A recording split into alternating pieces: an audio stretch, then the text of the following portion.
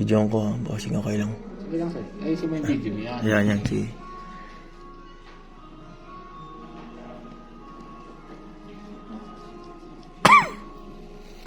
Ano sir? Ang oras pa malalaman yung result? After 15 minutes lang sir, nasa waiting area. Nasa waiting area. Okay po. Ay.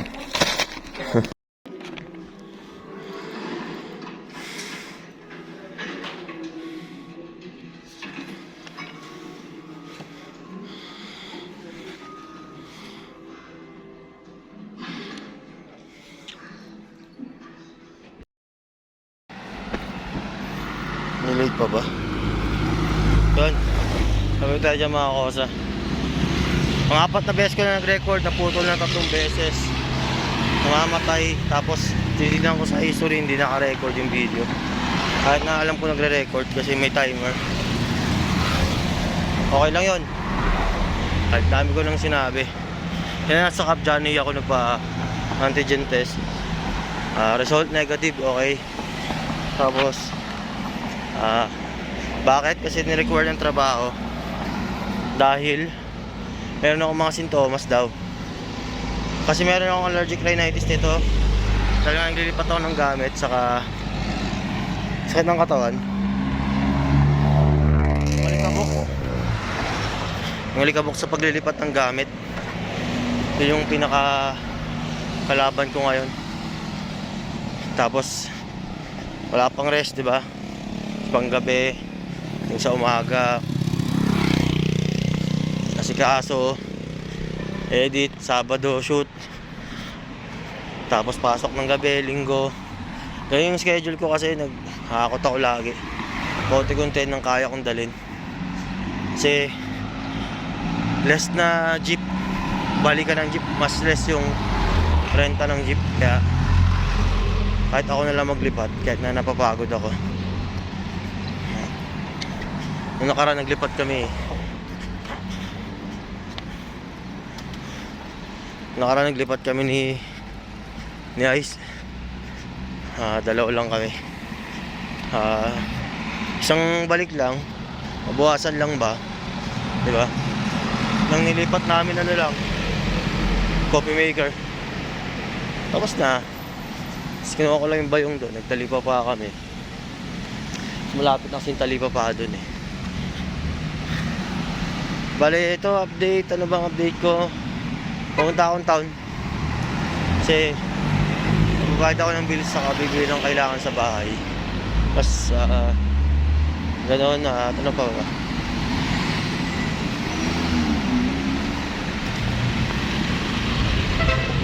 Tawid muna. ATV.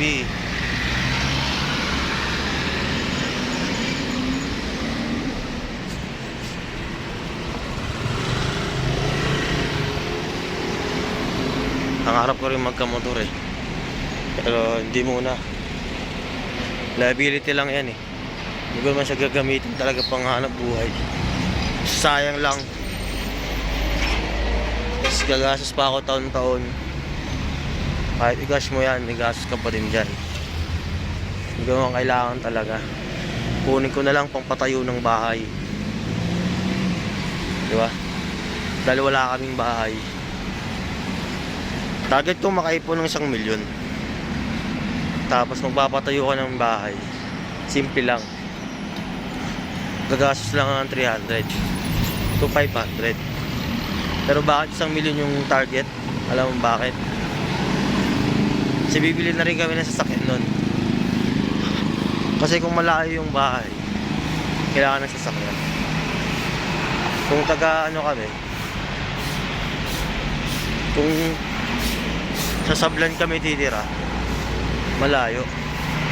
Pero sariling bahay na namin yun. Dalawa agad yung bibilin. Isang sasakyan, sa pamilya, isang motor. Nagagamitin ko sa trabaho. Kasi pag sasakyan nagagamitin ko sa trabaho, masyadong magastos sa gasolina ang krudo. Pag yung motor, mas tipid long term. Tapos wala na akong binabayaran ng renta nun. Kaya kailangan ko ng ganun kalaking pera, 1,000,000. Target time ko alam pero sana kayanin namin ng 1 year, 2 years. Joke lang. Hindi naman ako mag-OT. Siguro mga kayanin namin ng 5 to 10 years. Ganun. Kasi ang dami ko sinasabi eh. Hindi ko na may balik yung mga idea ko na yun. Na kung sa antigen, nasabi ko naman na eh. Yun lang. Nawawala kasi ako dahil antok pa ako. Plus, punta ka ng SM. Naglakad na lang ako mula dyan dahil maaga pa naman. Sa kasahing naman kung magtataksi ako. 100 pesos din halos yun. Diba? Kung lakarin ko na lang, kaya naman.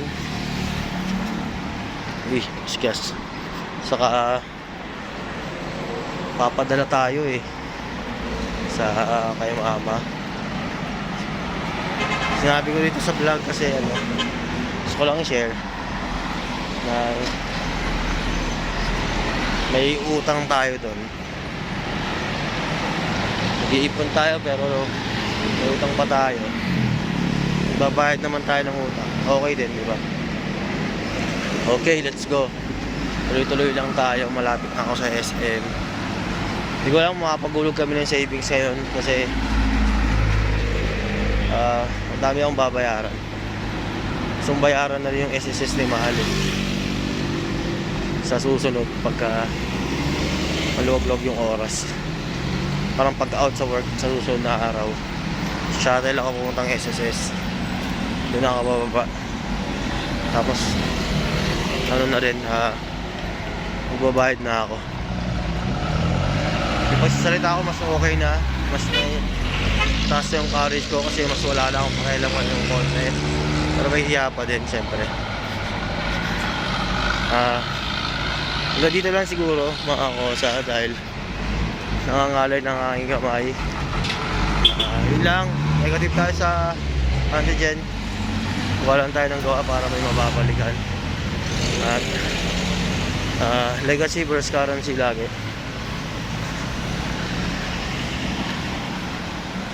Gawa lang tayo ng gawa ng legacy natin kaysa yung magabol tayo sa pera. So susunod, gandahan pa natin yung mga vlog natin. Mag-drone shot ako tapos nilalakbay ako dito sa Baguio. Dito na lang. Live, laugh, love life. Pure happiness. Haha!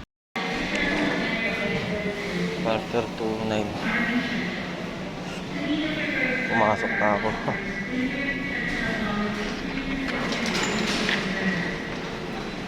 Bukas pa lang. Pumasok na ako quarter to 9. Bubukas pa lang. Hindi ako maghintay. Text ko lang ako palang customer ng SM. Wala pang iba. Waiting pa ako sa 9 o'clock. Text ko lang. Nandun pa. Sa labas pa sila lahat. Si Manong Guard.